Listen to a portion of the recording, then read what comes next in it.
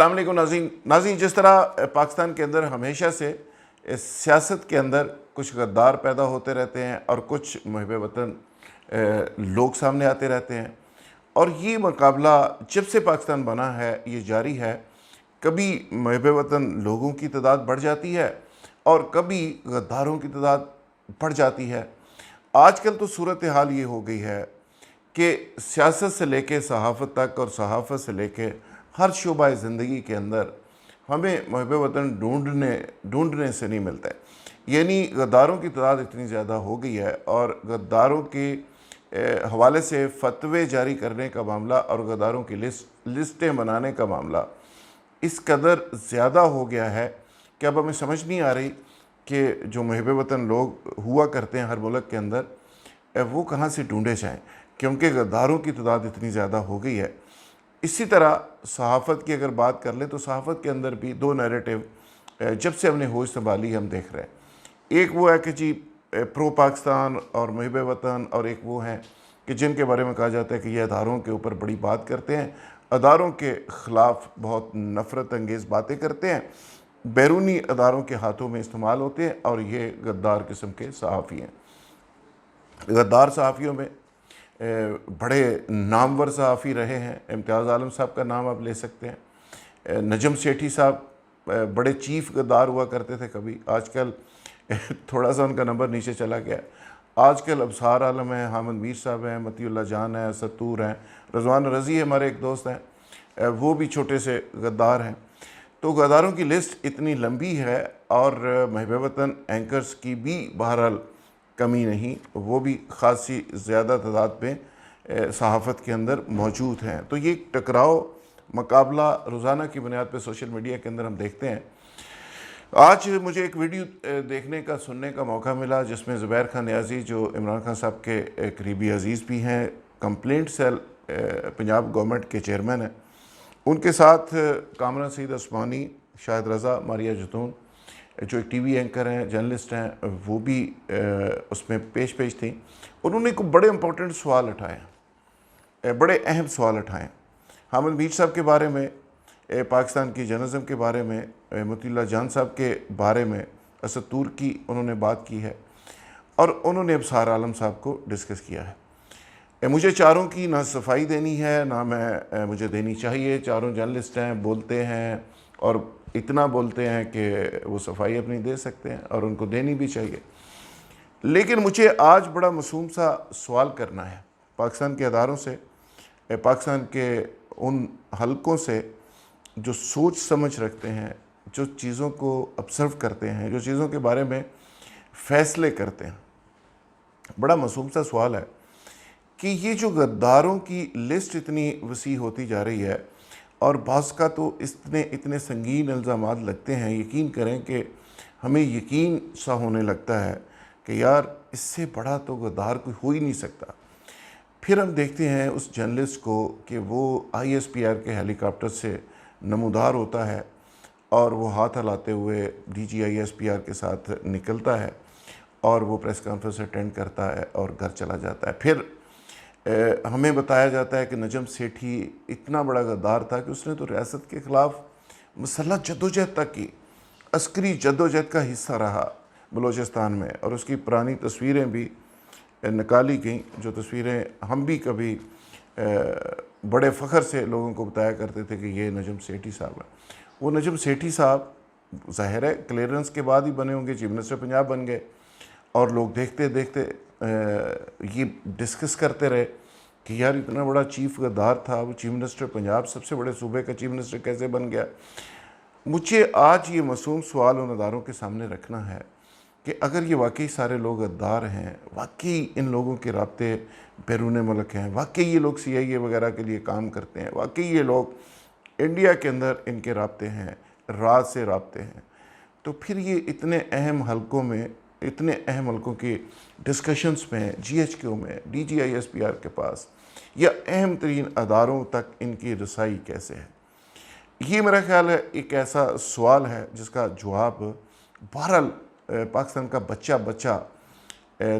چاہ رہا ہے کہ اس تک پہنچے، اور ایک بچہ اس لیے یہ سوال پوچھ رہا ہے کہ ہمیں جب یقین ہونے لگتا ہے اتنا اس نیریٹو کے نتیجے میں کہ یہ شخص بھی ٹھیک نہیں، یہ شخص بھی ٹھیک نہیں، یہ صحافی بھی باہر سے کہیں پیسے لے رہا ہے، باہر ملا ہوا ہے، پاکستان کے خلاف کام کر رہا ہے، تو اس کے بعد اچانک رات کو ہم ٹی وی پہ دیکھتے ہیں کہ وہ صاحب سب سے پہلے نمبر کے اوپر بیٹھے آئی ایس پی آر کی پریس کانفرنس کے اندر وہ بڑی بڑی باتیں کر رہے ہوتے ہیں.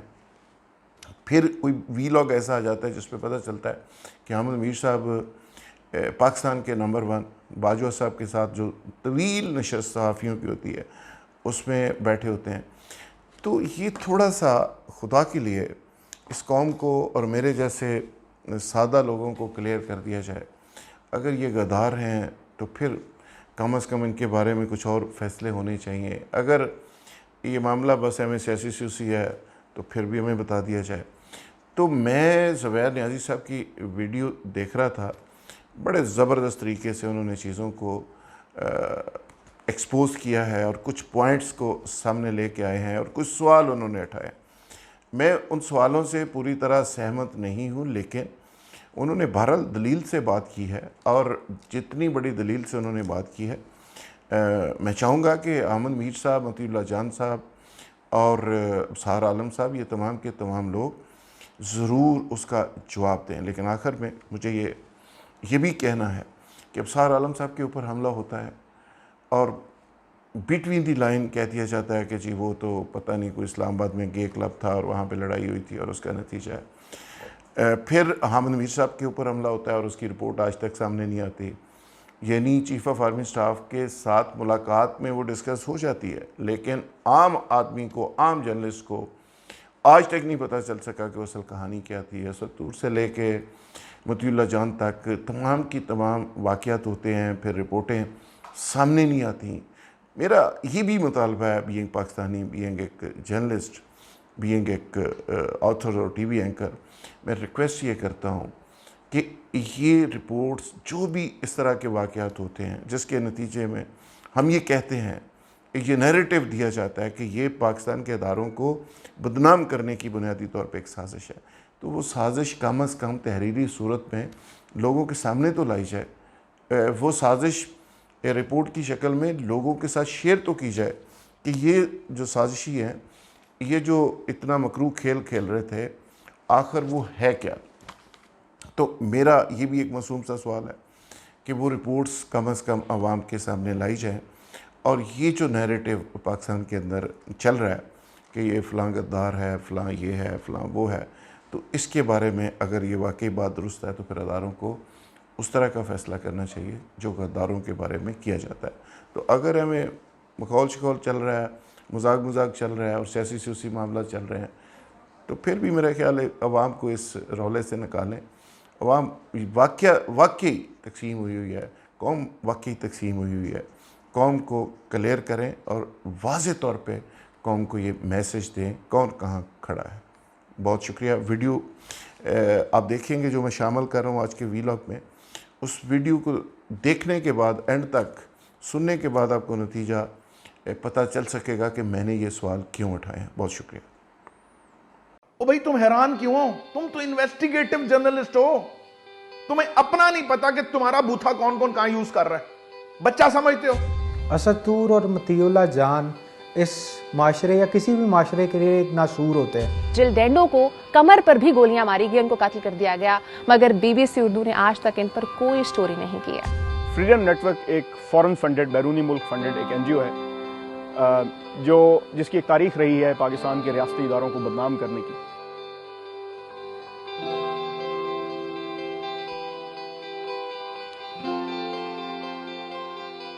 ویسے میں یہ دیکھ کے بڑا حیران ہوں آج کل کہ یہ نئے سے نئے ان کے موقف آ رہے ہیں، اور بڑی مزے کی بات پتہ کیا کہ بی بی سی انہیں پروموٹ کر رہا ہے. یہ بڑی سوچنے کی بات ہے کہ ایک برطانوی براڈ کاسٹنگ ایجنسی ان کو بہت زیادہ پروموٹ کر رہی ہے. میں بطور صحافی اب بی بی سی اردو والوں سے کہنا چاہوں گی کہ جناب ایک ویڈیو ذرا لائرا میکی کے قاتلوں پر بھی بنا دیں. اسی طرح مارٹن اوہیگن نامی صحافی 2001 میں برطانیہ میں مار دیے جاتے ہیں. جل ڈینڈو نامی صحافی خاتون ویسٹ لنڈن میں ماری جاتی ہیں، اور کتنی حیرت کی بات ہے کہ ان تینوں صحافیوں کو ایک ہی انداز میں سر پر گولیاں مار کر اور جل ڈینڈو کو کمر پر بھی گولیاں ماری گئی, ان کو قتل کر دیا گیا, مگر BBC اردو نے آج تک ان پر کوئی سٹوری نہیں کی ہے. کیا برطانوی حکومت جو ہے وہ کسی طرح بھی PTV کو الاؤ کرے گی کہ وہ جا کے برطانیہ کے اندر یہ بولتا پھرے کہ جناب MI6 جو ہے وہ برطانیہ کے اندر صحافیوں کو قتل کر رہی ہے؟ فریڈم نیٹ ورک ایک فورن فنڈڈ, بیرونی ملک فنڈڈ ایک NGO ہے جس کی ایک تاریخ رہی ہے پاکستان کے ریاستی اداروں کو بدنام کرنے کی اور ان ایلیمنٹس کو سپورٹ کرنے کی جو اس ایکٹیویٹی میں انوالو ہوتے ہیں. اس کی جو ڈیجیٹل آئیڈینٹی ہے وہ بھارت سے اوریجنیٹ ہوتی ہے, کلکتہ سے اوریجنیٹ ہوتی ہے.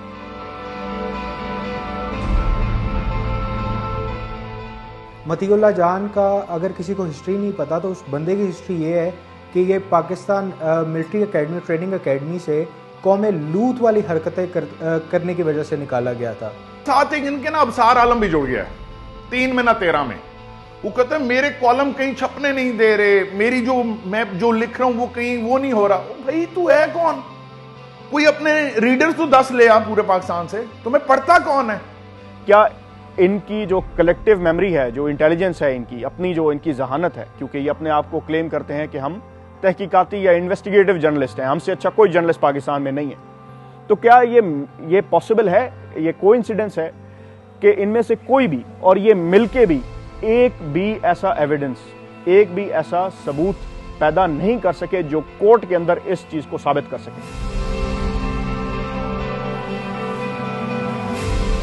اب دیکھنا یہ اور بولتے جائیں گے اور ذلیل ہوتے جائیں گے, ان کی تمام باتیں سٹرائک ڈاؤن ہوتی جائیں گی. اور میرے خیال میں یہ جو اس کا فیس بک آفیشیل پیج تھا جس کو اس نے ڈیلیٹ کر دیا تاکہ کوئی اور جا کے دیکھے نہ کہ انڈین ایڈمن ہے اور مزید اس کے گواہ نہ بن جائیں, میں سمجھتا ہوں اس پہ کیس ہونا چاہیے. اس بات کی پوری تحقیقات ہونی چاہیے.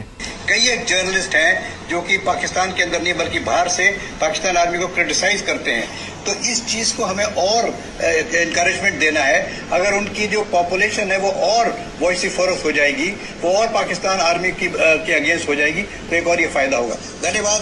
میں یہی جرنلسٹ کے بارے میں کہنا چاہ رہا تھا کہ both in India and in Pakistan and globally یہ جرنلسٹ جو ہے یہ بڑا امپورٹنٹ رول پلے کر رہے ہیں اس سمے. اب تمہیں تکلیف ہوگی, اب تم کہنا کہ مجھے انڈین ایجنٹ کیوں کہتے ہو راتوں رات, کیونکہ تم اس ملک میں وہ نیریٹو بلڈ کرتے ہو جس سے انڈیا کو فائدہ ہوتا ہے, وہ نیریٹو بلڈ کرتے ہو جس سے اسرائیل فائدہ اٹھاتا ہے, وہ نیریٹو بلڈ کرتے ہو جس سے اینٹی پاکستان فورسز فائدہ اٹھاتی ہیں, جو امریکہ میں لابی ہماری دشمن بیٹھی ہے وہ فائدہ اٹھاتی ہے. تو انشاءاللہ اب تمہارا صحافت کا دفن ہونے کا ٹائم آ گیا. کس ایجنڈا کے تحت یہ کام کر رہے ہیں آپ؟ کس ایجنڈا کے تحت پاکستان کے ریاستی اداروں کو بدنام کر رہے ہیں؟ کیا یہ پاکستان کا ایجنڈا ہے یا پاکستان کے دشمنوں کا ایجنڈا ہے؟ یہ ہمارے ناظرین ڈیسائیڈ کر سکتے ہیں. You name any Pakistani organization or intelligence agency, you are bound to produce evidence of that as well. I know that there has been a history of people using and taking names of intelligence agencies to get immigration also. So this is one problem that we face.